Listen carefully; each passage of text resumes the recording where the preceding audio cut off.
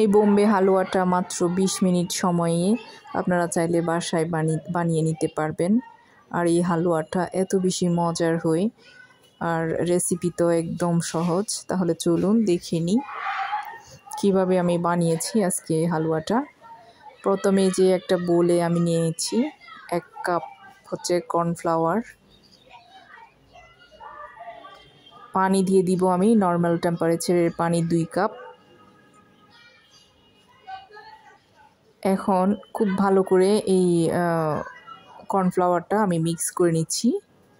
যেহেতু এটা শক্ত হয়ে যায়, দেখা যায় যে নিচে দিয়ে পানির নিচে বসে থাকে, যার কারণে প্রথমে এটা খুব ভালো করে মিক্স করে নিতে হবে। এরপরে চুলায় একটা প্যান বসিয়ে আমি এখানে দিয়ে দিয়েছি 1 কাপ চিনি। 1 কাপ কর্নফ্লাওয়ারের জন্য আমি 1 কাপ চিনি দিয়েছি, আর পানি দিয়ে দিচ্ছি 1 কাপ। এখন চিনি আর পানিটা খুব ভালো করে মিক্স করে নিব।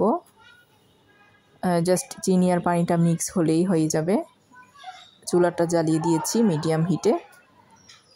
নেড়ে নেড়ে এভাবে করে চিনির সাথে পানিটা প্রথমে মিক্স করে নিয়ে যখন একটু পানিটা একটু হালকা ফুটে উঠবে, তখন হচ্ছে এখানে আমি সেই মিক্স করে রাখা কর্নফ্লাওয়ারের মিক্সচারটা দিয়ে দিব। প্রথমে কিন্তু এই যে চিনিটা একদম মিক্স হয়ে যেতে হবে পানির সাথে। এটা আসলে অনেক বেশি সহজ একটা রেসিপি, তবে খেতে মজার, শরীরের জন্য উপকারী। এই যে কর্নফ্লাওয়ারের মিক্সের পানিটা দিয়ে দিয়েছি। এখন কিন্তু পানি দেওয়ার সাথে সাথে, কর্নফ্লাওয়ারটা দেওয়ার সাথে সাথেই কিন্তু এটা নাড়তে থাকতে হবে, আর না হয় নিচে দিয়ে একদম শক্ত হয়ে দলা পেকে যাবে। যার কারণে হচ্ছে এটা খুব ভালো করে মিক্স করে নিচ্ছি আমি আস্তে আস্তে করে। চুলাটা মিডিয়াম হিটে রেখে কিছু সময় 10 মিনিট একটু নাড়াচাড়া করলে দেখা যাবে এটা ঘন হয়ে যাচ্ছে। এই যে শুধু নাড়াচাড়ার মধ্যেই থাকতে হবে। বেশ কিছুক্ষণ নাড়াচাড়া করতে করতে এখন এখানে আমি আরও কিছু উপকরণ দিয়ে দিব।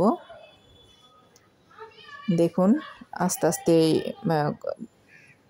এইটার হালুয়াটা ঘন হয়ে এসেছে, কর্নফ্লাওয়ারের মিশ্রণটা ঘন হয়ে গিয়েছে। এখন এই পর্যায়ে আমি দিয়ে দিচ্ছি 1 টেবিল চামচ প্রথমে ঘি।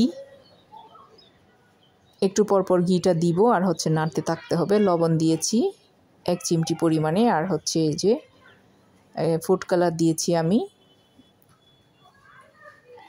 অল্প একটু, ফুড কালারও দিয়ে দিয়েছি। আর দিয়েছি হচ্ছে এখানে বাদাম। আমি বাদামটা একটুখানি গুঁড়া করে নিয়েছি। এটা হচ্ছে কাজু বাদাম, যে কোনো বাদাম দিতে পারেন। আমি কাজু বাদাম একটু গুঁড়া করে নিয়েছি, ওখান থেকে প্রথমে 1 টেবিল চামচ দিয়ে দিয়েছি। ফুড কালার দিয়েছি অরেঞ্জ ফুড কালার অল্প পরিমাণে, কয়েক ফোঁটা। আর আমি চিমটি পরিমাণে লবণ দিয়েছি, লবণটাও দেবেন। এরপরে শুধু এইভাবে নাড়তে থাকবো, আর কিছুক্ষণ পর পর আমি ঘিটা মিক্স করতে থাকবো। ঘি এখানে আমি 4 টেবিল চামচ ঘি দিয়েছি।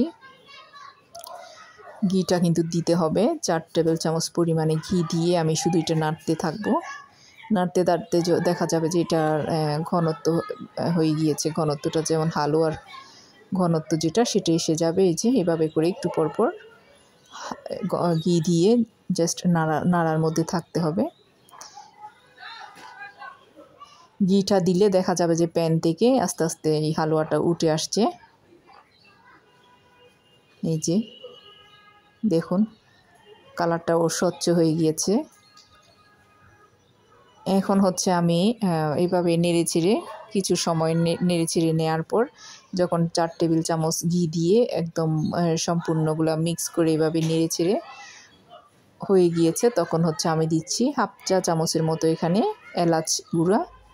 আপনারা চাইলে 1 চা চামচ লেবু রস দিতে পারেন।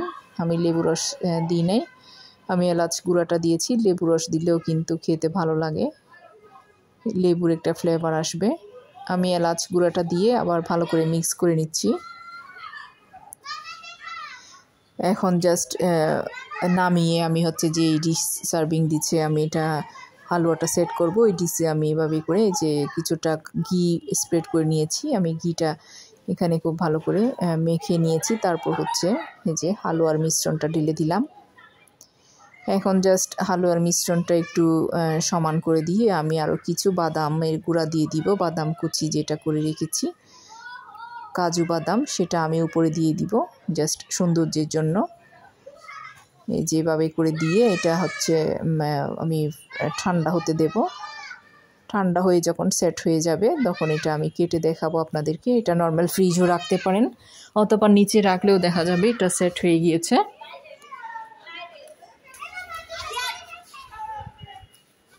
এই যে এভাবে করে আমি একটা স্প্যাচুলার সাহায্যে এটা ভালো করে বাদামটা একটু চেপে চেপে দিচ্ছি।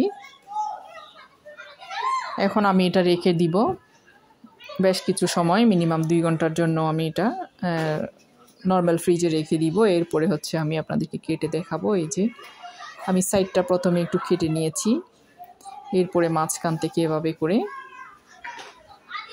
হালুয়ার শেপ দিয়ে কেটে নিচ্ছি। এটা যার যেভাবে পছন্দ সেভাবে করে কাটতে পারেন, কোনো সমস্যা নেই। আমি স্কোয়ার করে কেটে নিচ্ছি। আর এই হালুয়াটা আপনারা চাইলে নর্মাল ফ্রিজে 1 মাস পর্যন্ত রেখে খেতে পারবেন, আর নিচে রেখেও খাওয়া যায় প্রায় 5-6 দিন।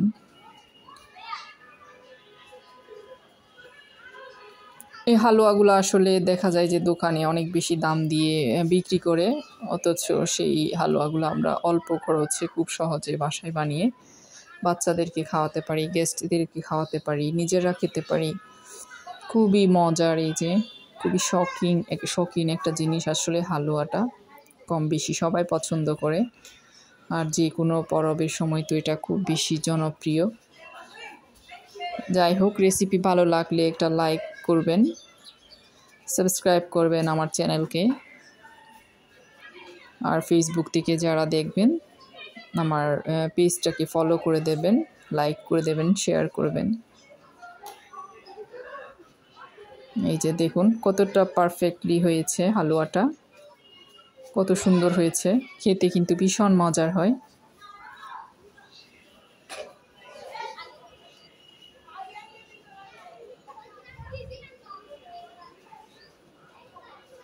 আজ এতটুকু। আসসালামু আলাইকুম সবাইকে। সবাই ভালো থাকবেন আর আমাদের জন্য দোয়া করবেন।